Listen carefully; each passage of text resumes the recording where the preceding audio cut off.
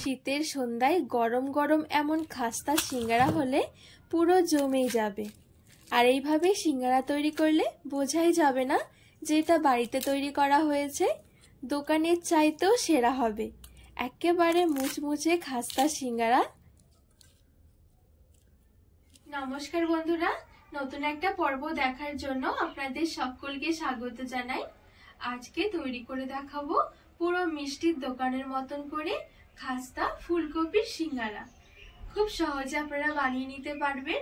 আর এই শীতের সন্ধ্যায় যদি এরকম গরম গরম খাস্তা সিঙ্গারা হয় তাহলে তো পুরো জমে যাবে। আর এইভাবে সিঙ্গারা তৈরি করলে পুরো দোকানের মতনই খেতে লাগবে। দোকান থেকে আর সিঙ্গারা কিনে খেতে হবে না, বাড়িতেই ঝটপট তৈরি করে নিতে পারবেন। তো চলুন খুবই সহজভাবে বানিয়ে দেখাবো, আশা করছি আপনাদের অনেক ভালো লাগবে। তো সিঙ্গারা তৈরি করার জন্য প্রথমে একটা ডো বানিয়ে নেব। নিয়ে নেব 1.5 কাপ ময়দা,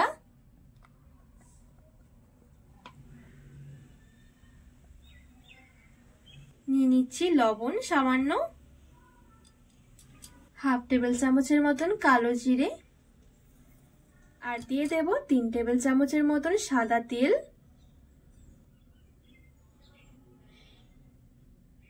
এবারে সবকিছু ভালো করে মিশিয়ে নেব আর তেলটা দিয়ে একটু ময়াম দিয়ে নেব। আর এখানে ময়দাটা একটু ভালো করে ময়াম দিতে হবে। যত সুন্দর করে ময়দাটা ময়াম দেওয়া হবে তত সুন্দর কিন্তু সিঙ্গারাগুলো খাস্তা আর মুচমুচে হবে। তো এখানে আমি খুব সুন্দরভাবে ময়দাটা ময়াম দিয়ে নিয়েছি। ময়াম দেওয়া হয়ে গেলে দেখবেন এরকম চাপ দিলে খুব সুন্দর জড়ো হয়ে যাবে, আবার ভেঙে দিলে আগের অবস্থায় ফিরে আসবে। এই দেখুন। এইবারে ওপর থেকে অল্প অল্প করে জল দিয়ে একটা শক্ত ডো মেখে নেব। ডোটা খুব বেশি নরম করব না, একটু শক্ত করে মাখাবো। আর এই ডোটা যদি খুব বেশি নরম হয়ে যায় তাহলে সিঙ্গারার ভাঁজ দিতে কিন্তু অনেকটা অসুবিধা হবে। সেই জন্য খুব বেশি নরম নয়, আবার খুব বেশি শক্ত নয়, ঠিক মাঝামাঝি টাইপের একটা ডো বানিয়ে নিতে হবে। তো এখানে আমি খুব সুন্দরভাবে ডোটা মেখে নিয়েছি। এবারে ঢাকা চাপা দিয়ে একটু সাইডে রেখে দেব কিছুক্ষণের জন্য। এবারে সিঙ্গারার জন্য পুরটা রেডি করে নেব। তার আগে কয়েকটা গোটা মশলা একটু ভেজে নেব। তো এখানে নিয়েছি একটা এলাচ, একটু দারুচিনি আর 2টো লবঙ্গ, আর নিয়েছি একটা শুকনো লঙ্কা, হাফ টেবিল চামচের মতন নিয়েছি গোটা ধনে, আর হাফ টেবিল চামচ নিয়েছি গোটা মৌরি, আর হাফ টেবিল চামচ নিয়েছি গোটা জিরে। একদম হালকা আছে নেড়ে চেড়ে একটু ভেজে নেব। আর মশলাটা যেন খুব বেশি পুড়ে না যায়, পুড়ে গেলে কিন্তু মশলাটা তিতো হয়ে যাবে, খেতে ভালো লাগবে না। তো এখানে গোটা মশলাগুলো আমি খুব সুন্দরভাবে ভেজে নিয়েছি। এবারে শিলপাটায় নামিয়ে নেব। আর এদিকে এই কড়াইয়ের মধ্যে সামান্য একটু আমি সরষের তেল গরম করে নেব।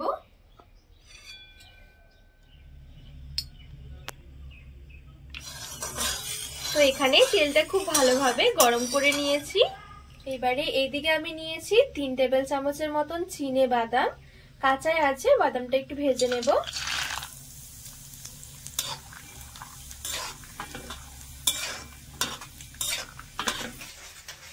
তো এখানে হালকা আছে বাদামটা মুচমুচে করে ভেজে নিয়েছি। এবারে তুলে নেব তেল থেকে।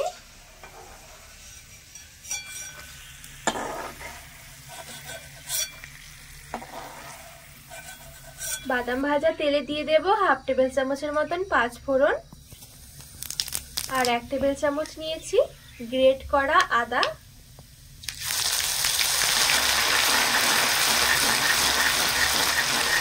আর এখানে দেখুন আমি ফুলকপিটা এরকম ছোট ছোট করে টুকরো টুকরো করে কেটে নিয়েছি। আর এদিকে ফোড়নটাও খুব সুন্দরভাবে ভাজা হয়ে গেছে। এবার আমি ফুলকপির টুকরোগুলো দিয়ে দেব। দিয়ে দিচ্ছি হলুদ গুঁড়ো, আর হাফ টেবিল চামচ দিয়ে দিলাম লবণ। ফুলকপিটা নেড়ে ছেড়ে একটু ভেজে নেব।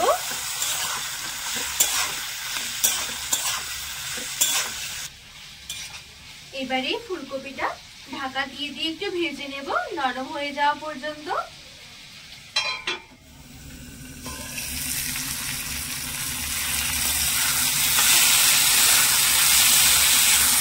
তো এখানে কিন্তু ফুলকপিটা খুব সুন্দরভাবে নরম হয়ে গেছে।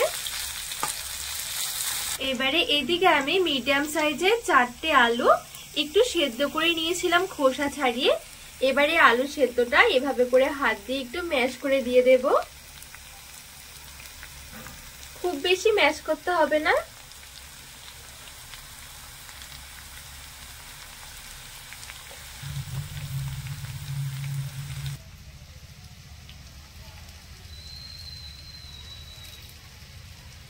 এবারে ফুলকপির সাথে আলুটা মিশিয়ে আলুটাও একটু ভাজা ভাজা করে নেব।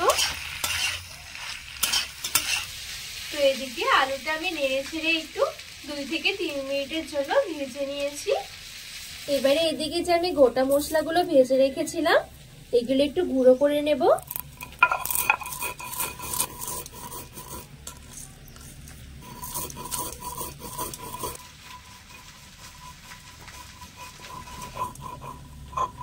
তো এখানে দেখুন মশলাটা আমি খুব সুন্দরভাবে গুঁড়ো করে নিয়েছি। একবারে যে পুরোপুরি পাউডার করতে হবে এমনটা নয়, একটু আধা ভাঙা করে গুঁড়ো করলে কিন্তু হয়ে যাবে। এই মশলাগুলো দিয়ে দেব আর দিয়ে দিচ্ছি 1 টেবিল চামচ কাঁচা লঙ্কা কুচি, আর এখানে নিয়েছি অল্প ধনেপাতা, আর দিয়ে দিচ্ছি 1 টেবিল চামচ চিনি। আবার এই সবকিছু ভালো করে মিশিয়ে নেব।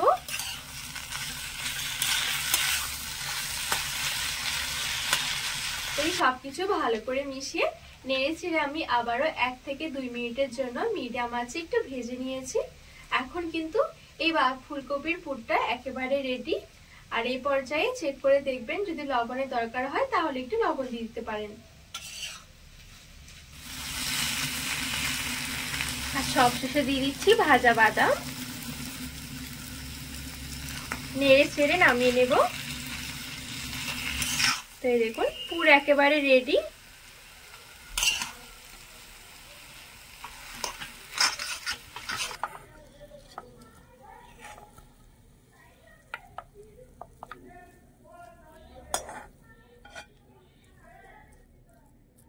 এবারে চলুন আমি সিঙ্গারাগুলো তৈরি করে নেব।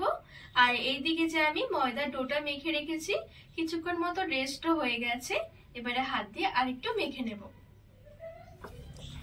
তো এখানে হাত দিয়ে আমি আরেকটু ভালো করে মেখে নিয়েছি। এবারে এখান থেকে ছোট ছোট করে লেচি কেটে নেব।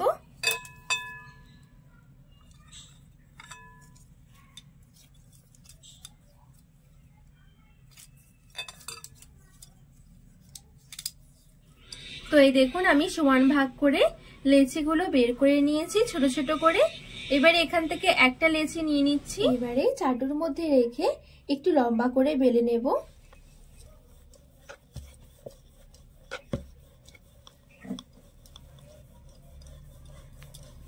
তো এই দেখুন এখানে আমি খুব সুন্দরভাবে একটু লম্বা করে বেলে নিয়েছি।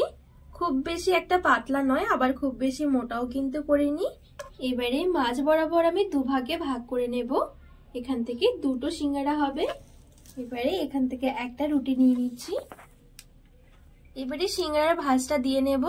প্রথমে ঠিক এইভাবে করে দুটো অংশ জোড়া লাগিয়ে মাঝখান দিয়ে ঠিক এরকম করে নিতে হবে।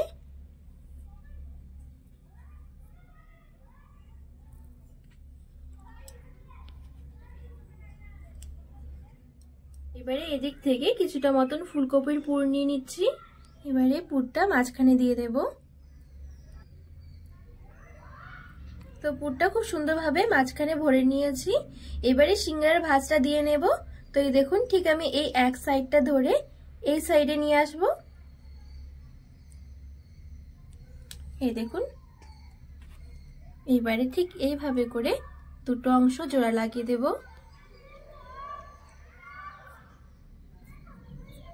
তো এই দেখুন সিঙ্গারা রেডি হয়ে গেল।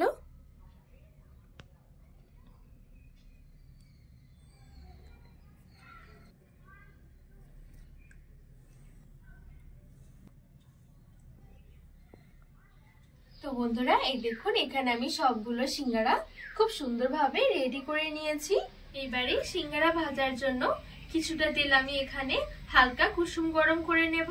তেলটা কিন্তু খুব বেশি একেবারে গরম হবে না, ঠিক হালকা কুসুম গরম। তো এখানে তেলটা আমি হালকা কুসুম গরম করে নিয়েছি। এবারে এক এক করে সিঙ্গারা ছেড়ে দেব।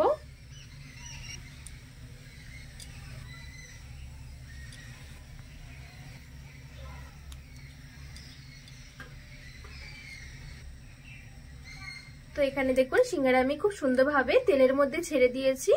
এবারে গ্যাসের আঁচটা মিডিয়াম থেকে লো আঁচের মাঝামাঝি রেখে দেব।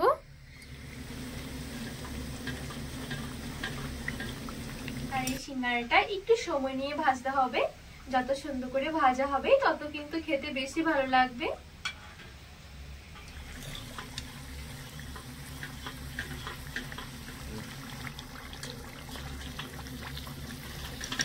তো এখানে সিঙ্গারাগুলো কিন্তু খুব সুন্দরভাবে ভাজা হয়ে গেছে। এবারে তেল ছড়িয়ে তুলে নেব।